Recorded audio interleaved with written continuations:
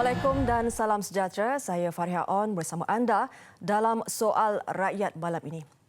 12 September lalu kita menyaksikan fenomena baharu dalam sistem demokrasi tanah air apabila 447 pencalonan diterima oleh Suruhanjaya Pilihan Raya untuk bertanding dalam Pilihan Raya Negeri Sabah ke-16. Malah terdapat persaingan 11 penjuru bagi merebut satu kerusi DUN. Apa rakyat Sabah mahu? Menjadi topik perbincangan Soal Rakyat malam ini. Bersama saya di studio, Profesor Madya Dr. Anwar Shah Bali Muhammad.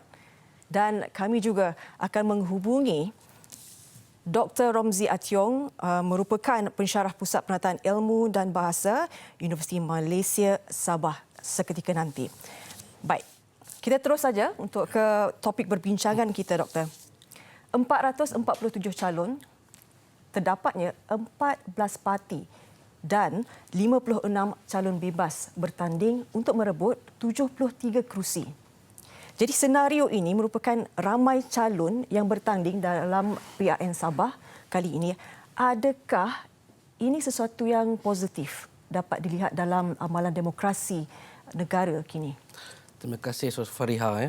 Dalam konteks pilihan raya negeri Sabah ni, kalau kita dapati bahawa satu trend yang menarik itu di mana bilangan calon yang menawarkan diri untuk bertanding adalah tinggi sebenarnya, 447 calon yang bakal bertanding dalam pilihan raya negeri yang akan datang, iaitu pada 26 September 2020.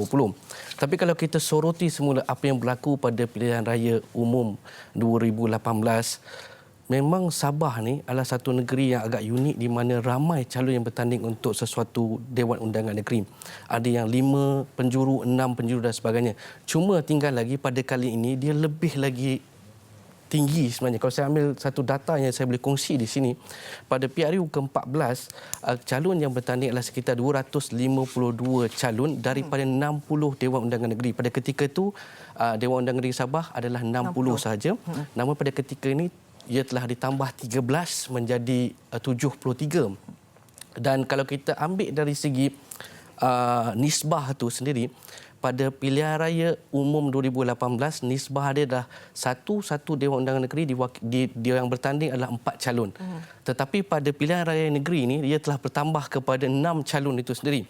Kalau saya bagi beberapa contoh untuk saya nukilkan perbandingan itu sendiri, iaitu contohnya di N18 INA 6.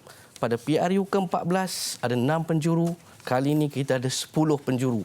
Dan juga api-api ada 5 penjuru, kali ini ada 9 penjuru. Tetapi Fariha, ada juga kawasan-kawasan Dewan Undangan Negeri yang semasa pilihan raya negeri ini yang berkurangan. Saya bagi contoh 2. Satu di N3 Pitas, PRU 14 6 calon, kali ini 5. Dan juga di Sulabayan sebelum ni 4, dia merosot jadi 3. Tapi 2 kerusi ini ditandingi oleh PAS sebelum ni. Namun PAS tidak bertanding pada pilihan raya negeri ini. Dan itu juga antara penyebab antara beberapa kerusi berlaku kemerosotan. Harus diingat bahawa PAS bertanding pada pilihan raya umum ke-18 di DUN Negeri Sabah sebanyak 18 kerusi. Jadi kalau kita tengok kronologi yang saya sebut tadi itu, maka ini adalah satu yang biasa berlaku di Sabah. Dan kenapa dia ramai calon menawarkan diri? Sebab negara Sabah ni adalah swing state sebenarnya. Kalau saya boleh istilahkan swing state ni, mereka telah bertukar kerajaan banyak kali. Dan juga calon bebas juga boleh menang di negeri Sabah. Banyak kali juga calon bebas memenangi kerusi di negeri Sabah tu. Sebab itu dari segi peluang itu tidak hanya mengambil kira pada calon yang mewakili parti politik, tapi bahkan calon bebas juga boleh menang. Saya boleh bagi contoh di sini menunjukkan betapa swingnya state Sabah, dan calon bebas juga sebenarnya ada peluang dalam kerangka yang lebih luas. Contohnya Sabah pada tahun 1976 telah dipegang oleh kerajaan Berjaya itu sendiri. Dan datang tahun 1985 Parti Bersatu Sabah, dan datang 1994 BN, 2018 BN 2 hari, dan juga kemudiannya warisan. Menunjukkan bahawa trend di situ bahawa calon yang bertanding tidak semestinya bergantung kepada parti politik. Disebabkan itu kekuatan mereka, personaliti mereka dan juga sumbangan mereka yang sebelum ini. Yang memberikan atau memungkinkan mereka juga mempunyai peluang untuk menaiki kerusi tersebut. Sebab itu berlaku pertandingan sehingga 447 calon yang bertanding. Baik. Tadi doktor ada menyentuh berkenaan dengan tahun ini kan wujud 13 DUN baharu. Ya, dahulu 60, kali ini 73. Saya nak tanya, sebelum ini kita telah dimaklumkan bagaimana anak muda, anak tempatan Sabah Viviona Musibin tular dengan perkongsian beliau visualnya merakamkan perlu memanjat pokok untuk mendapat capaian internet yang lebih baik, dan ini hingga mencetuskan polemik. Dan baru-baru ini Viviona turut dijemput untuk bertemu dengan Yang Amat Berhormat Perdana Menteri Tan Sri Muhyiddin Yassin. Viviona ini tinggal di Kampung Sapatalang, Parlimen Pitas. Di bawah Parlimen Pitas terdapatnya antara DUN yang antara 13 tu yang baharu, iaitu N02 Bengkoka. N02 ini menjadi bualan hangat juga kerana pertembungan 11 penjuru. Jika secara kumulatifnya pengundi 100% turun, ialah 11,543 pengundi. Dan satu calon hanya perlu mendapatkan undian secara khusus untuk mengesahkan kemenangan adalah 1,100. Jadi mungkin pandangan doktor sendiri mengenai keunikan pertembungan 11 penjuru ini. Okey, kalau kita lihat semula apa yang berlaku di DUN Bengkoka ni, terdapat 11 penjuru pertandingan melibatkan pelbagai parti politik yang bertanding di situ. Tapi kalau kita soroti semula apa yang berlaku secara keseluruhan, Fariha, bahawa Dewan Undangan Negeri Sabah ni pada PRU ke-14 tidak dimenangi dalam konteks yang besar sebahagian kerusi itu sendiri.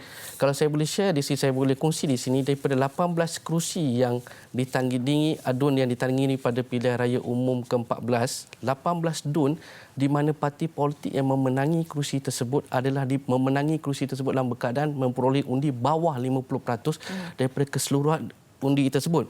Jadi bermakna 10 daripada Barisan Nasional, 18 daripada Warisan dan 2 daripada Parti Star itu sendiri.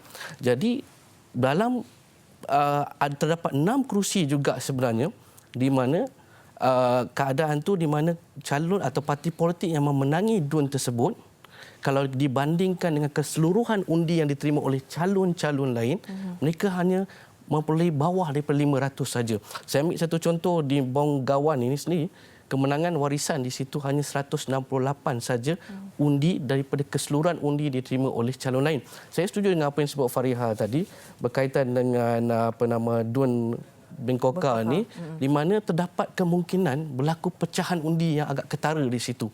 Terutama sekali bila 11 calon bertanding, dan tentu sekali sedikit sebanyak ia juga agak memberikan kekeliruan sebenarnya pada calon sebab terlalu ramai calon yang bertanding, dan kemungkinan pecah undi itu menyebabkan mana-mana calon atau parti politik memenangi dengan peratus undian di bawah 50%. So itu kebarangkalian tinggi akan berlaku disebabkan oleh statistik yang saya share tadi. Apa yang berlaku pada PRU ke-14 tu, bila berlaku banyak penjuru, maka undi berpecah dan kemenangan berlaku disebabkan oleh perpecahan tersebut dan mereka memilih undi bawah 50%. Itu kemungkinan yang boleh berlaku di DUN ni. Dan tadi juga doktor menyebut bagaimana bila ramai kan dengan 447 calon, kita ada 14 parti, kita ada 56 calon bebas. Jadi seolah-olah sentimen untuk PRN Sabah ini diperlihatkan seperti Sabah for Sabahan. Dan calon tempatan juga ramai dipetahkan. Jadi adakah ini merupakan faktor utama untuk merangkul kepercayaan pengundi di Sabah? Okey, kalau kita lihat dari segi parti politik yang bertanding di negeri Sabah ni sendiri, kita dapati bahawa dari segi keseluruhannya, kalau kita dari segi keseluruhan parti politik yang bertanding, kalau kita lihat hanya 5 sahaja parti politik yang boleh memerintah Sabah pada 28 September tanpa sebarang gabungan. 5 sahaja yang boleh memperoleh angka keramat. Angka keramat adalah memperoleh sekurang-kurangnya 37 kerusi Dewan Undangan Negeri daripada 73 angka yang perlu dicapai untuk membentuk kerajaan negeri Sabah yang akan datang. Hanya 5 sahaja gabungan yang boleh capai. Satu adalah Parti Cinta Sabah, yang kedua Warisan, yang ketiga USNO, yang keempat LDP, dan yang kelima Barisan Nasional. Hanya 5 ini saja yang boleh membentuk kerajaan dalam konteks parti itu sendiri boleh berdiri. Yang lain-lain termasuk Perikatan Nasional itu sendiri dan juga PBS dan sebagainya hanya boleh membentuk kerajaan dengan kerjasama pelbagai pihak. Menunjukkan di sini bahawa dia berlaku di situ satu keadaan di mana masing-masing memerlukan antara satu sama lain. Itu yang pentinglah, dari masing-masing memerlukan satu sama lain, dan juga kemungkinan Parti Cinta Sabah ini juga yang bertanding di seluruh kerusi. 73 kerusi, hanya Parti Cinta Sabah saja yang bertanding seluruh 73 kerusi, yang berkemungkinan sekiranya mereka menang sebahagian kerusi, boleh dijadikan satu istilah kingmaker ataupun terlibat dalam pembentukan kerajaan Sabah yang baru sekiranya parti-parti politik lain tidak mencapai angka 37 itu. Dan juga kalau saya boleh jawab sikit tentang orang muda tadi, apa yang saya tengok di sini bahawa walaupun berlaku sedikit peningkatan dari segi calon yang bertanding daripada kalangan orang muda, namun kalau saya dapati lebih detail lagi atau lebih terperinci lagi, hanya 15% saja calon yang bertanding berumur bawah 40 tahun. 15%. Walhal pengundi yang berumur bawah 40 tahun ada 40%. Calon yang bertanding hanya 15%. Itu satu isu yang perlu dilihat dari segi bagaimana parti politik mengangkat juga orang belia atau orang muda menjadi calon. Sungguh pun saya faham juga bahawa ini pilihan raya negeri dan pada sama dengan saya, parti politik ingin menenengahkan panglima-panglima mereka, jeneral-jeneral mereka. Namun 15% tu pada saya agak sedikit rendah, mungkin boleh dipertingkatkan sehingga 30%. Dan yang kedua yang saya rasa agak sedikit juga kurang dari segi peratusannya adalah calon wanita. Calon wanita adalah sekitar 43 saja daripada 447, iaitu 10% saja. Walhal pengundi wanita di Dewan Undangan Sabah, di dalam Sabah itu hampir sama. 49.8% wanita, 50.02% lelaki. 49.8 dan 50.02. Jadi menunjukkan hampir sama, hampir 50%. Inilah sini sebenarnya yang saya nampak perlu dilihat dalam konteks pilihan raya umum yang akan datang. Baik. Banyak lagi yang ingin kita perbincangkan, antaranya selepas ini, Doktor, kita melihat bila banyak sangat parti dan individu yang bertanding, berlakunya pertembungan. Sekarang ini kita lihat ada 17 kawasan yang bertembung dalam gabungan parti komponen itu sendiri. Jadi kita akan perdengarkan selepas ini. Kita nak berehat seketika, Doktor. Kita akan jumpa selepas ini dalam Soal Rakyat.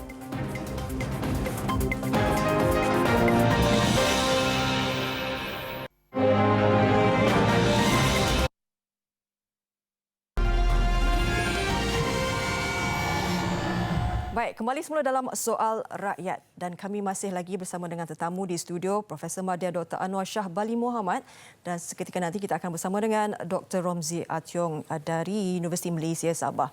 Apa rakyat Sabah mahu? Baik, tadi sebelum berehat saya ada warakan soalan berkenaan dengan ini pertembungan 17 kawasan. Kita lihat dalam gabungan PN, BN dan PBS. Kan? Dan menurut pengerusi BN Sabah sendiri, Datuk Seri Bung Mokhtaradin berkata ini merupakan satu perlawanan persahabatan kerana beliau menganggap bahawa setiap parti mempunyai kekuatan masing-masing. Bagaimana Doktor melihat pertembungan 17 kawasan ini? Okey, kalau kita soroti semula apa yang berlaku selepas pendamaan calon, itu sendiri kita dapati bahawa ada 17 kawasan yang berlaku pelbagai penjuru di situ, terutamanya yang melibatkan Paginatan ni, di mana UMNO, STAR dan PBS, tiga-tiga parti politik yang berada di dalam gabungan rakyat Sabah itu sendiri yang diumumkan oleh Yang Amat Berhormat Tan Sri Muhyiddin Yassin, Perdana Menteri kita, bertanding di kerusi yang sama, iaitu kerusi N38 itu sendiri. Dan inilah dia satu perkara yang menyebabkan berlakunya satu kekeliruan itu, kekeliruan di kalangan pengundi negeri Sabah. Siapakah yang mereka akan undi semasa pilihan raya nanti, iaitu pada 26 September, disebabkan oleh tiga-tiga berada dalam satu gabungan yang sama itu sendiri. Warisan, PKR, DAP, Amanah dan APKO.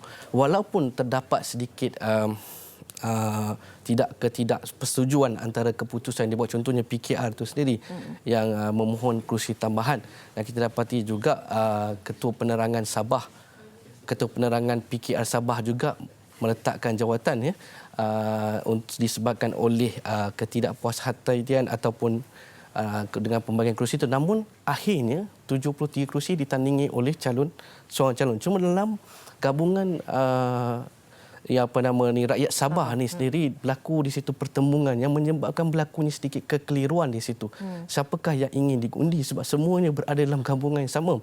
Cuma kita akan dapati lebih jelas keadaan atau situasi yang berlaku dalam beberapa hari lagi disebabkan berlaku perkembangan terbaru pada ketika ini, terutamanya hari ini di mana PBS sendiri tidak terus serta di dalam manifesto yang dibuat oleh Gabungan Rakyat Sabah. Di situ berlaku sedikit konflik di situ yang menyebabkan ia perlu sedikit masa untuk dijelaskan khususnya kepada rakyat. Cuma tinggal lagi 9 hari berbaki kempen. Kalau kita ambil kira besok itu sendiri, tinggal 9 hari saja baki berbaki kempen. Sama ada Gabungan Rakyat Sabah mampu untuk meyakinkan siapakah yang akan mereka undi, calon mana yang perlu diundi daripada 17 DUN ni. Dan tentu sekali juga termasuk juga Bengkoka iaitu UMNO dan PBS tu sendiri, bagaimana mereka memberitahu rakyat pada ketinggian siapakah calon dia undi dan mekanisme yang terbaik dari segi komposisi gabungan itu sendiri. Sebab pada ketika ini kalau 17 kerusi ini dilihat advantage-nya kepada Warisan Plus, sebab mereka meletakkan satu calon untuk melawan dipertandingkan untuk setiap DUN. Di sinilah berlaku sedikit kekeliruan yang perlu diselesaikan dalam tempoh 9 hari ini yang agak kritikal kepada Gabungan Rakyat Sabah itu sendiri.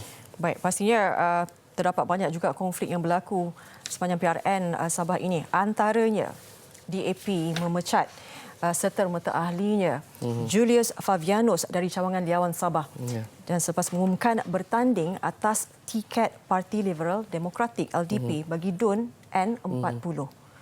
Dan itu adalah bingkur dan turut ditandingi oleh calon DAP iaitu Odom atau Peter Doms Saili. Jadi pandangan doktor sendiri berkenaan dengan konflik ini. Pada pandangan saya, kita perlu ada, saya mengharapkan sebenarnya dalam pilihan raya negeri ini supaya tidak lagi berlaku elemen melompat parti ataupun beralih kepada parti politik lain. Tapi pada ketika ini berita baiknya ialah sebelum pertandingan ini berlaku perubahan dari segi parti politik. Tapi sekiranya calon itu telah komit kepada satu parti politik dan telah menang kerusi yang ditandingi, mereka perlu kekal kepada kerusi tersebut. Sebab pada pandangan saya, rakyat negeri Sabah dan juga rakyat Malaysia juga memberikan peluang kepada parti politik yang kalah pada pilihan raya pada masa yang akan datang. Saya bagi contoh tadi betapa rakyat negeri Sabah memberikan pelbagai kerajaan peluang untuk memerintah negeri Sabah dalam tempoh 30-40 tahun sebelum ini, menunjukkan dengan jelas bahawa mereka perlu ada resilient, kekentalan dalam perjuangan. Saya suka untuk mana-mana calon dan juga parti politik sebaik saja selesai 26 September 2020 ni keputusan telah diumumkan siapa yang membentuk kerajaan. Kerajaan perlu teruskan usaha untuk membantu rakyat kerana kita ada banyak isu-isu kritikal pada ketika ini yang perlu ditangani untuk menjaga kebajikan rakyat Sabah, isu ekonomi, pembangunan dan sebagainya. Sebab pertamanya krisis ini juga menjadi satu titik permulaan kepada bagaimana rakyat ataupun melihat dari segi bagaimana kesetiaan calon terhadap parti politik. Kita perlu ada resilient kesetiaan. Saya bagi dua contoh yang saya boleh nukilkan di sini. Bagaimana PAS itu sendiri pernah menjadi pembangkang begitu lama dan seterusnya menjadi kerajaan sehingga selama beberapa tahun sehingga Disember 1977 menjadi pembangkang sehinggalah 1 Mac 2020. Bermakna 40 tahun lebih menjadi pembangkang dan menjadi kerajaan. Saya ambil satu lagi contoh PKR. Ditubuhkan pada April 1999 menjadi kerajaan pada Mei 2018. Berapa lama? 19 tahun komitmen berada sebagai pembangkang. So bagi saya penting untuk masing-masing kekal, sekiranya menang teruskan, kalah berada dalam pembangkang. Sebab tidak boleh semua orang nak jadi kerajaan. Fariza.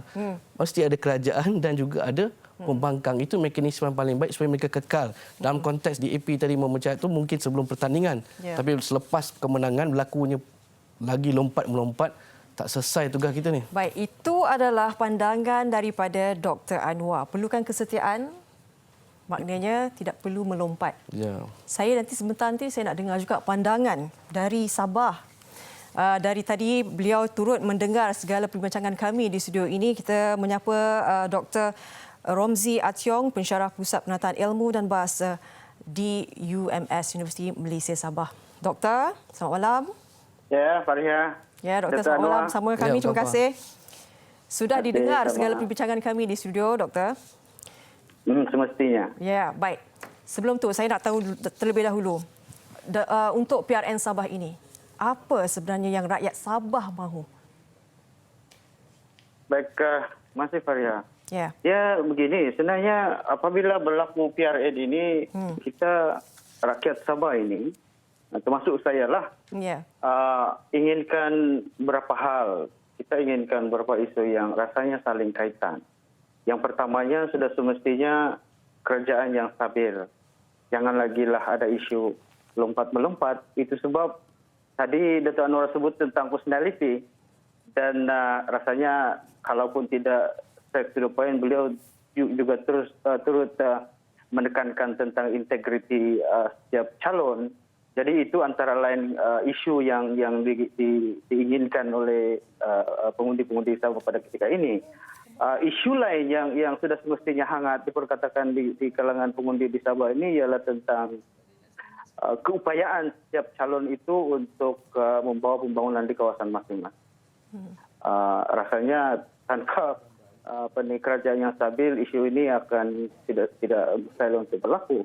Jadi itu sebab kita beria-ia sangat untuk melihat supaya akhirnya calon-calon yang bertanding itu janganlah lagi mengkhianati mandat yang diberikan oleh rakyat.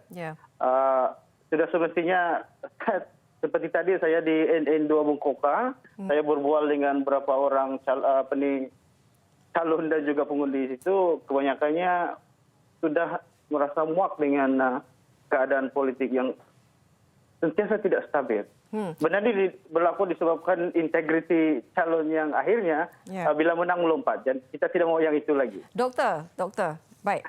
Tapi ada juga pandangan daripada salah seorang calon bahawa beliau menganggap dan menggambarkan lompat parti itu adalah lambang politik matang di Sabah. Baik, Puan Fariba mungkin merujuk pada kenyataan Datuk Ajiji beberapa hari yang lepas. Kita kena teliti apa yang cuba disampaikan oleh beliau. Beliau mengatakan bahawasanya lompat-melompat itu adalah perkara biasa di Sabah dan itu tidak semestinya kita sukai. Cumanya apa yang beliau ingin tekankan ialah bahawa apabila walaupun kita ini berbeza parti dan akhirnya mungkin menyertai parti yang lain, kita masih boleh bekerjasama. Tidak semestinya berasal dari parti yang sama. Dan itu yang beliau maksudkan sebagai politik matang dan bukannya tentang bila melompat itulah matang. Kita di Sabah ini sudah meluat dengan lompat-melompat dan rasanya itu bukan definisi untuk politik matang pun. Dan saya merayu untuk calon-calon dan pengundi pada ketika ini untuk lebih teliti dan jangan lagi untuk akhirnya hanya mensia-siakan peluang yang ada. Baik, Doktor, berbaki dalam 9 hari lagi, calon-calon pastinya sekarang ini sedang berjuang habis-habisan untuk berkempen. Jadi, tiada sentimen agama maupun bangsa dibawa dalam parti politik. Maka, adakah dalam kempen kali ini lebih kepada bersifat tempatan? Tidak, saya tidak melihat demikian. Memanglah tiada sentimen agama, cumanya kita kena ingat bahawa kita masih lagi berkendakan bantuan dari kerajaan persekutuan dan keadaan pergolakan politik di persekutuan pun masih setara mempengaruhi keadaan politik di Sabah. Sebagai contohnya ialah apabila warisan ini di luar dari gabungan kerajaan persekutuan, maka akhirnya kita bermasalah dari segi mengekalkan kerajaan itu. Iya, saya setuju bahawa isu-isu tempatan itu masih hangat diperdebatkan dan ia hanyalah sebahagian. Dan apa yang saya ingin nyatakan di sini ialah sentimen itu adalah sentimen gabungan, sentimen yang melibatkan kerajaan persekutuan dan tempatan. Sentimen tempatan yang hangat sekarang ini ialah tentang otonomi. Selain itu, kita juga bercakap tentang pembangunan.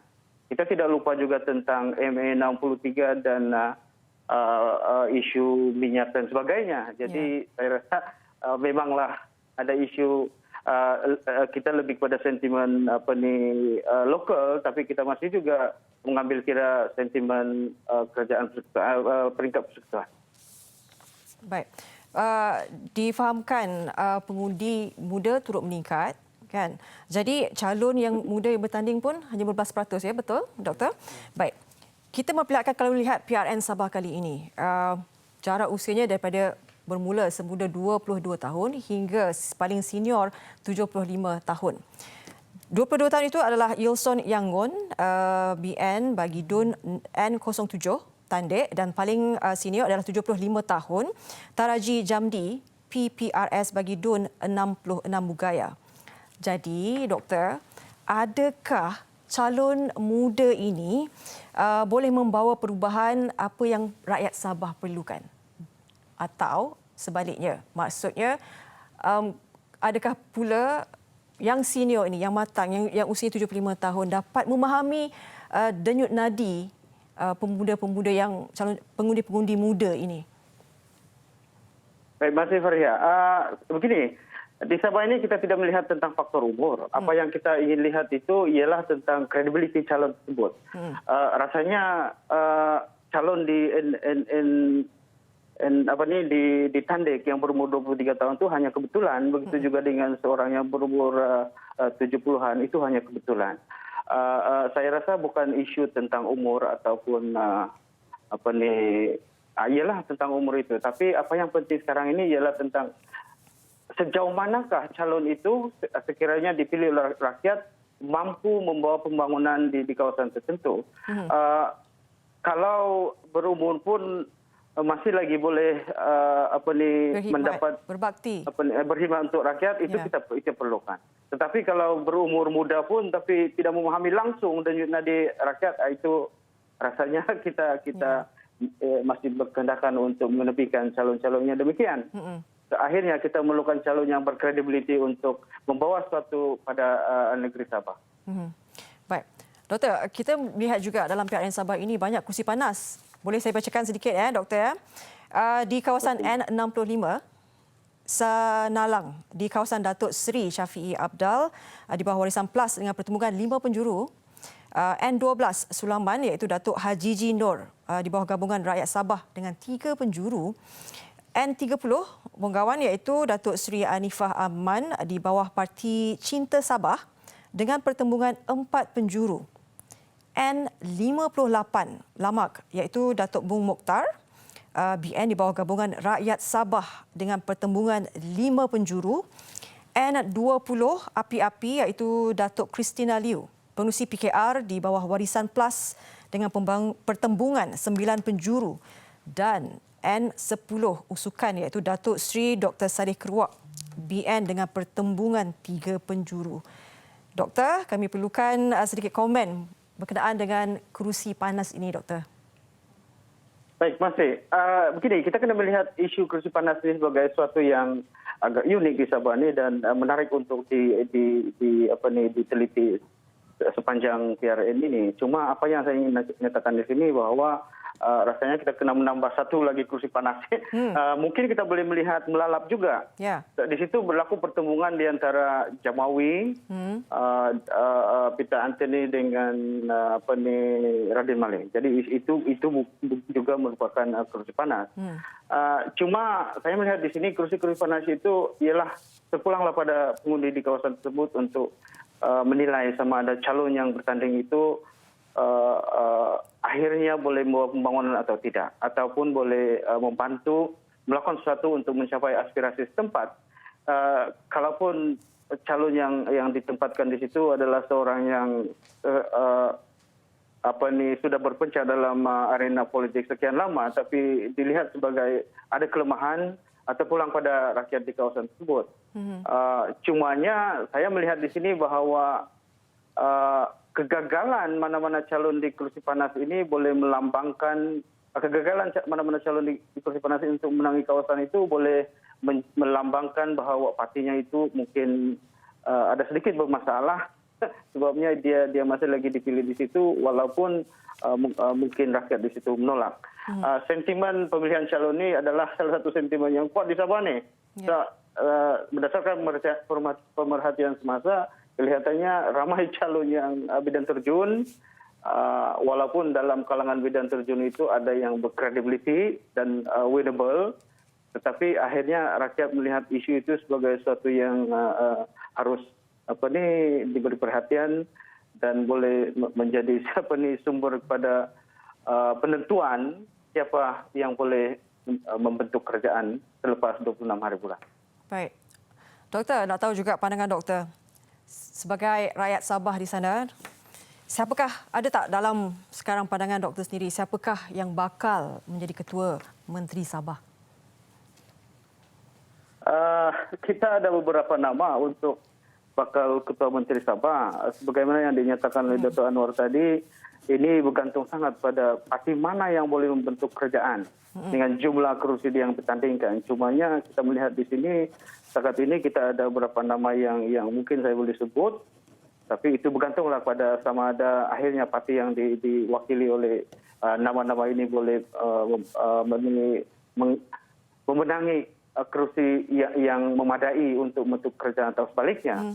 Yang pertama rasanya Datuk Ajiji dia boleh menjadi ketua menteri yang baik. Dan Datuk Seri Syafiee Apdal sudah semestinya, dan kita juga ada Datuk Marsudi dan Datuk Seri Anifah Mantu sendiri. Itu antara nama-nama yang boleh diketengahkan, cumanya saya rasa masih ada ramai yang boleh berkemampuan, tapi itu yang disebut-sebut oleh rakyat Sabah pada kita ini. Doktor, ini berkenaan dengan isu penggunaan logo. Kita sedia maklum bahawa sebelum ini penggunaan logo kan, penggabungan itu, maknanya seperti di PRU ke-14 Pakatan Harapan menyatukan DAP, PKR bersatu dan Amanah dalam satu logo. Kita lihat itu berjaya, berkesan. Tapi nampaknya dalam PRN Sabah kali ini penggunaan penyatuan logo itu sendiri mungkin kurang kesannya. Apabila kita melihat contohnya Warisan Plus menggunakan 3 logo. Warisan, PKR dan juga UPKO. Dan manakala PN, BN dan juga PBS mereka menggunakan logo masing-masing. Jadi bagaimana doktor melihat situasi ini?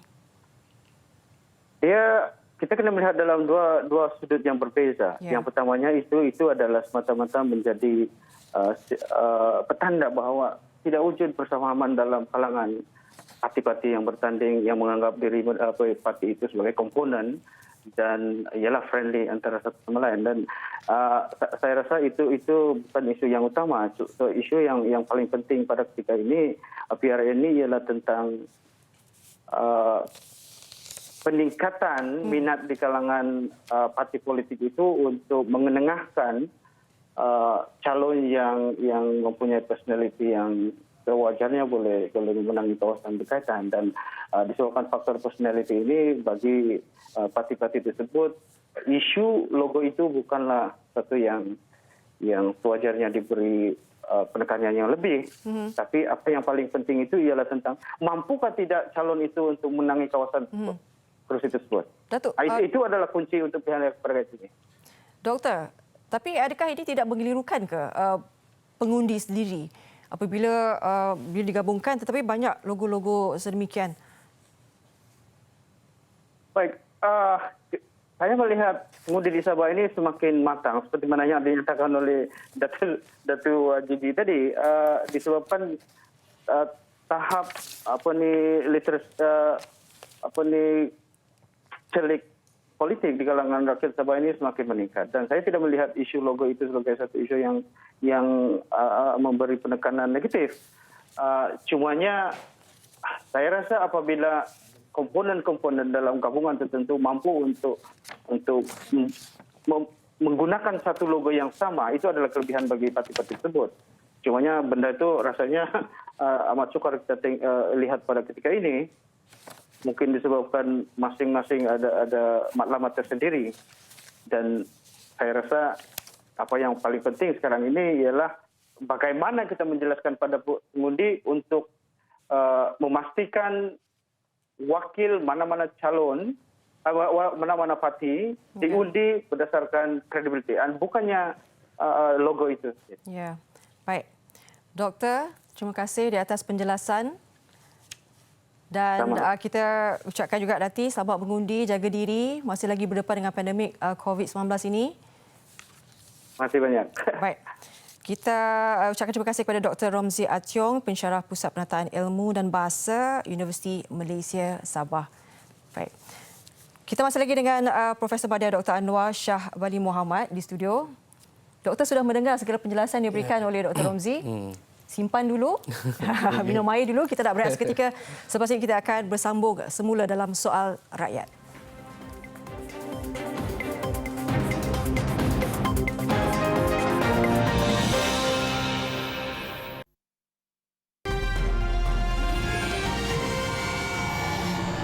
Baik, kembali semula dalam soal rakyat dan saya masih bersama dengan Profesor Madya Dr. Anwar Shah Bali Muhammad, pensyarah kanan Sekolah Perniagaan dan Ekonomi UPM.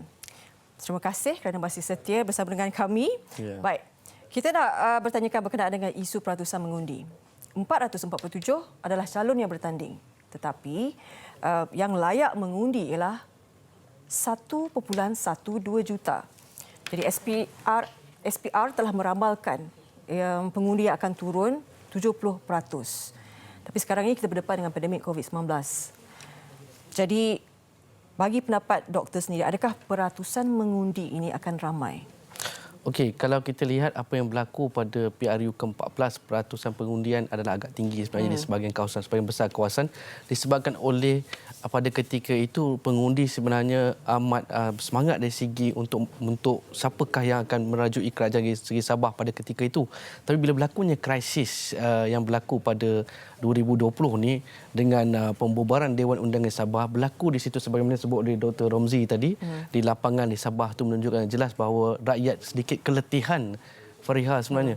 Lihat kepada kurang lebih hanya 2 tahun lebih saja, 2 tahun lebih daripada PRU ke-14 berlaku semula pembubaran Dewan Sabah untuk diadakan pilihan raya negeri itu. Di situ dia menunjukkan bahawa kebarangkalian bahawa jika rakyat melihat bahawa mereka agak keletihan untuk mengundi dan juga keletihan disebabkan oleh pembubaran Dewan Undangan Negeri ini disebabkan oleh peralihan sokongan adun dan melompat parti itu sebenarnya yang menyebabkan berlakunya pembubaran itu, maka pada ketika itu rakyat barangkali melihat mereka tidak ada pulling factor atau faktor penarik kepada mereka untuk pergi ke undi dan bukan mudah untuk mencapai 70% di kawasan-kawasan. Yang kedua, disebabkan oleh pandemik COVID itu sendiri, sebahagian pengundi Sabah yang berada di Semenanjung itu sendiri akan memikirkan sama ada mereka perlu untuk ke Sabah untuk mengundi negeri Sabah itu juga. Peratusan itu ada juga di sini bilangan yang bekerja di Semenanjung yang akan balik untuk mengundi di Sabah itu dekat situ yang pada ketika PRU ke-14 peratusan dia agak tinggi, khususnya pengundi-pengundi muda itu sendiri. Dan dalam konteks ini sama ada pengundi muda mempunyai keinginan yang tinggi untuk turun mengundi atau tidak. Sebab peratusan mengundi meningkat bila mana ramai pengundi muda datang untuk mengundi. Itu yang berlaku di Semenanjung Sabah Sarawak. Bila pengundi muda kurang untuk turun mengundi, maka dekat situ berlakulah apakah yang berkemungkinan berlaku peratusan tu 70% tu mungkin sukar untuk dicapai. Namun usaha-usaha untuk menarik pengundi-pengundi perlu dilaksanakan. Kurang lebih kita ada 9 hari lagi untuk menarik sebanyak mungkin pengundi, terutamanya pengundi-pengundi tempatan untuk turun mengundi. Dan sebagaimana saya sebut tadi, selepas 26 September tu, kena pastikan bahawa yang menang akan kekal, yang kalah kekal. Ya, kalau tidak, berlaku lagi melompat dan akhirnya inilah yang menyebabkan makin letih sebenarnya rakyat negeri Sabah dalam senario politik di negeri Sabah. Tapi ini bukan saja berlaku pada 2020 sebenarnya, Saudara Fariha. Dia telah berlaku daripada 76 dan juga pada 85. Kemuncak dia pada 86 di mana pada tahun 1985 PBS menang di Dewan Undangan Negeri Sabah. Setahun berikutnya berlaku lompat parti dan pada ketika itu Tan Sri Joseph Pairing Ketingan membubarkan Dewan Undangan Negeri Sabah dan bertanding semula pilihan raya negeri Sabah dan PBS menang besar. Dan inilah juga berlaku pada tahun 1994 pun. Tapi pada 1994 pada ketika itu Tan Sri Joseph Pairing Kewitingan masih menjadi Ketua Menteri. Namun pada ketika itu beliau meletakkan jawatan bagi memberikan ruang kepada Tun Sekaran Dandai untuk mengambil alih menjadi Ketua Menteri Sabah. Kronologi itu menunjukkan bahawa ia bukan berlaku sekarang, dia berlaku secara berterusan, konsisten situ. Sehinggalah berlaku 2020 ni. Baik. Tapi mengapa ianya sentiasa berlaku di Sabah? Itulah pada pandangan saya dalam konteks Sabah itu sendiri, kemungkinan kalau kita melihat kepada pandangan-pandangan wakil rakyat yang beralih sokongan dan majoriti memberitahu bahawa mereka beralih sokongan sebab mereka ingin berseiring dengan kerajaan persekutuan. Contohnya pada tahun 2018 pada ketika 2 hari pemerintahan Kerajaan Barisan Nasional, hanya boleh tahan 2 hari saja selepas pembentukan kerajaan persekutuan oleh Pakatan Harapan, maka berlaku perubahan di situ sebab rakyat rakyat melihat bahawa terdapat keperluan untuk mempunyai hubungan yang rapat dengan persekutuan. Disebabkan itulah berlakunya proses beralih sokongan itu sendiri. Namun sebagaimana disebut oleh Dr. Romzi tadi, bahawa sudah sampai masanya bahawa mana-mana calon yang memenangi perlu kekal dan kalau sekiranya membentuk kerajaan, mereka perlu berada di kerajaan dan pembangkang mereka perlu meneruskan. Kalau sekiranya tidak, maka berlaku keadaan yang sama pada masa akan datang. Inilah dia sebenarnya yang kita perlukan. Dan inilah dia kerisauan kita bahawa pengundi-pengundi muda akan keletihan dan akan tidak berminat untuk mengundi nanti. Ini yang kita cuba nak jaga sebenarnya supaya keadaan-keadaan ini tidak berulang dan juga akhirnya kita perlukan pembangkang yang konstruktif di Dewan Undangan Negeri Sabah. Jadi kita perlu pembangkang dan beri ruang kepada kerajaan untuk melaksanakan dan berdasarkan pada sejarah rakyat Malaysia, rakyat negeri Sabah akan memberikan peluang kepada mereka yang kalah. Itu saya nak kita dah tahu 2018 Pakatan Harapan memerintah, selepas begitu lama Barisan Nasional memerintah. Di Sabah saya cerita tadi, kita ada banyak kerajaan yang bertanding dan kita pada hari ini kita ada juga satu parti politik, Parti Cinta Sabah yang bertanding 73 kerusi. Kita tidak pasti sebenarnya kemungkinan rakyat negeri Sabah akan memberikan peluang kepada Parti Cinta PCS ni untuk merajui kerajaan negeri Sabah atau memenangi kerusi di situ. Baik. Jadi itu agak dinamik politik dia. Baik, dalam kita memperlihatkan siapakah nanti yang bakal merangkul 73 kerusi. Tapi kita berada dalam keadaan yang agak situasi genting juga pandemik COVID-19 ini. Walaupun SOP dikuat kuasa ketika pilihan raya di Semenanjung di Slim contohnya, tidak ada kluster pilihan raya. Alhamdulillah. Tapi kita perlu lihat bagaimana PRN Sabah ini lebih luas, lebih besar jumlahnya.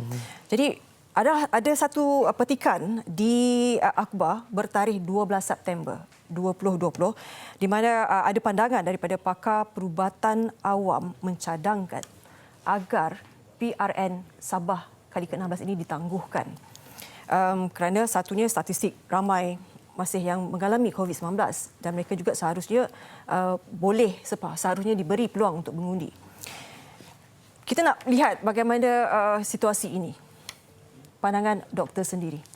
Pada pandangan saya memang dapatan daripada mutakhir ini terutamanya beberapa hari yang lalu keadaan tu ada sedikit meningkat dari segi angka itu sendiri. Kalau kita lihat dari segi kes baru semalam ada kes tambahan 4 kes dilihat datu menjadikan jumlahnya 424. Namun kes yang lebih ramai adalah kes bukan warga negara iaitu 238 jika dibandingkan dengan kes tempatan.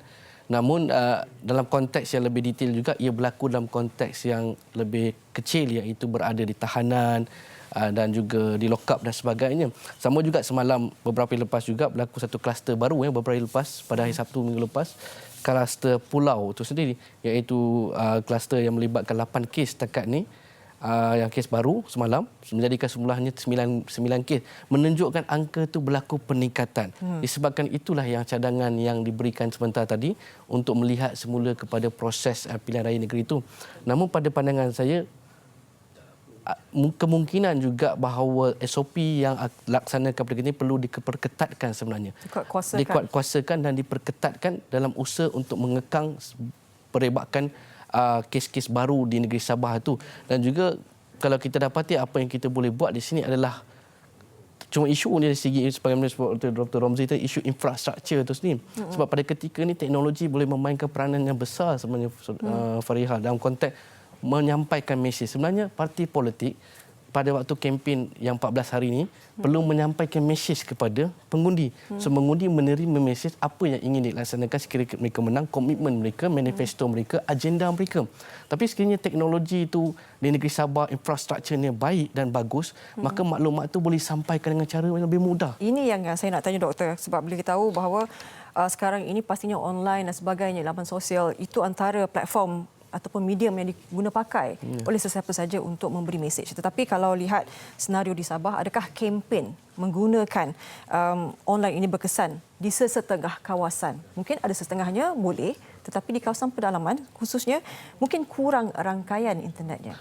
Itulah isu yang besar yang berlaku yang disebut oleh tadi Dr. Romzi tadi berkaitan dengan infrastruktur sebenarnya dari segi telekomunikasi, line internet dan sebagainya. Ini dia sebenarnya kekangan yang dihadapi yang perlu dijadikan salah satu manifesto oleh mana-mana parti politik yang ingin memenangi pilihan raya negeri pada 26 hari bulan ini perlu memastikan infrastruktur utama ni perlulah diselesaikan. Sebenarnya kalau saya pun soroti je dan juga sebagaimana yang disebut oleh Dr. Ramzi tadi, saya pun mensoroti juga komen-komen daripada warga Sabah melalui media-media sosial sebagainya. Mereka berkisar isu yang sama, Faria.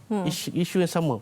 Isu berkaitan dengan jalan raya, air, elektrik, teknologi, internet dan sebagainya. Pembangunan yang menyeluruh. Dan pembangunan yang dapat mengawal semua keadaan. Dan juga isu-isu yang inilah sebenarnya yang menjadi perkara penting yang perlu ditangani oleh kerajaan baru.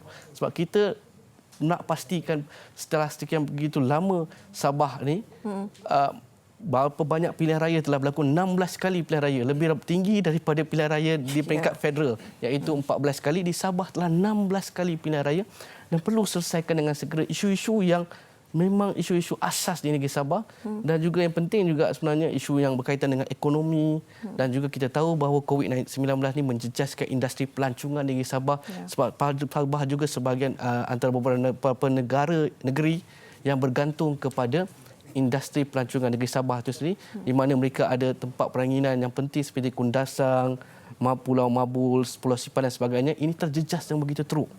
Dan inilah juga punca pendapatan dan pekerjaan rakyat Sabah terjejas. Dan inilah dia yang perlu ditangani oleh kerajaan baru negeri Sabah dalam usaha untuk memastikan bahawa ekonomi itu berkembang, pembangunan berkembang dan infrastruktur asas sebenarnya. Supaya semua orang dapat memperoleh infrastruktur ini. Dan bagaimana saya sebut tadi, sekiranya teknologi atau infrastruktur teknologi dan komunikasi di Sabah itu bagus, tentu sekali kempen boleh dijalankan secara melalui online secara menyeluruh di keseluruhan negara Sabah. Tapi di sini kita dapati ada limitasi di situ, di mana teknologi itu tidak sampai ke seluruh negeri Sabah. Baik. Tadi doktor ada mengatakan bahawa kesetiaan itu perlu, bila dah menang perlu setia dengan parti yang telah beliau berada, sesiapa saja berada. Itu harapan yang pertama. Tapi saya ingin tahu bahawa apa lagi yang ingin dilihat oleh doktor berkenaan dengan PRN Sabah ini, harapannya. Pada pandangan saya, harapan saya selain daripada kesetiaan tu, pada pandangan saya perkara paling penting adalah sebagaimana sebut Dr. Ramzi tadi adalah bagaimana calon yang menantu menghargai jasa yang diberikan oleh rakyat dalam mengundi mereka dan seterusnya memberikan sumbangan kepada rakyat itu sendiri. Rakyat Sabah ni amat unik, Fariha. Mereka sebagainya melihat personaliti calon tersebut. So mana-mana yang telah menang perlu berbakti kepada calon tersebut. Dan juga mana-mana calon yang baru yang menang sekiranya pada pilihan raya negeri ini perlu memastikan mereka turun padang membantu kebajikan rakyat, membantu rakyat penduduk Sabah itu sendiri dalam ekonomi dan sebagainya. Saya bagi satu contoh. Contohnya kalau parti politik yang baru, bukanlah baru sebenarnya. Contohnya parti Cinta Sabah ni. Parti Cinta Sabah ni telah diasaskan pada 2013 tu sendiri. Dan juga pada tahun 2020 ni mereka telah mendapat presiden baru iaitu Datuk Seri Anifah Aman tu sendiri. Dan juga mungkin parti-parti seperti ini yang mungkin boleh memberikan satu tenaga baru kepada penduduk negeri Sabah dalam konteks untuk memajukan negeri Sabah. Sekiranya berlakulah katakan penduduk Sabah ni melihat bahawa mereka perlukan alternatif, maka Parti Cinta Sabah ni boleh jadi alternatif dan membantu dari segi penduduk negeri Sabah itu dari segi keupayaan dia. Sebab kalau kita tengok sebenarnya kebanyakan kerajaan yang ada ni pun sebahagiannya datang daripada kerajaan persekutuan sebenarnya. Baik, Doktor. Terima kasih di atas penjelasan dan juga perkongsian berkenaan dengan PRN Sabah ke-16 ini. Saya rasa ini antara liga yang luar biasa membabitkan parti politik dan juga individu tertentu, terutamanya 447 calon.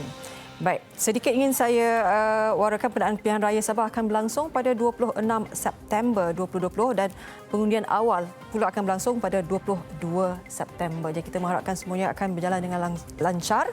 Begitu juga dengan calon-calon yang bertanding, ini akan melaksanakan tanggungjawab mereka berkempen berbaki 9 hari. Dan kita mengharapkan mereka ni berkempen secara tenang mengikut SOP yang telah ditetapkan, apatah lagi kita masih lagi dalam pandemik COVID-19 ini. Dan perlu diingat mereka ini adalah individu ataupun insan yang telah disandarkan pengharapan yang cukup besar oleh rakyat Sabah untuk melihat perubahan wajah baru kepada bumi Sabah. Baik, terima kasih sekali lagi Doktor. Sekian dahulu soal rakyat malam ini. Saya Faria On. Selamat malam dan kita jaga kita, bah.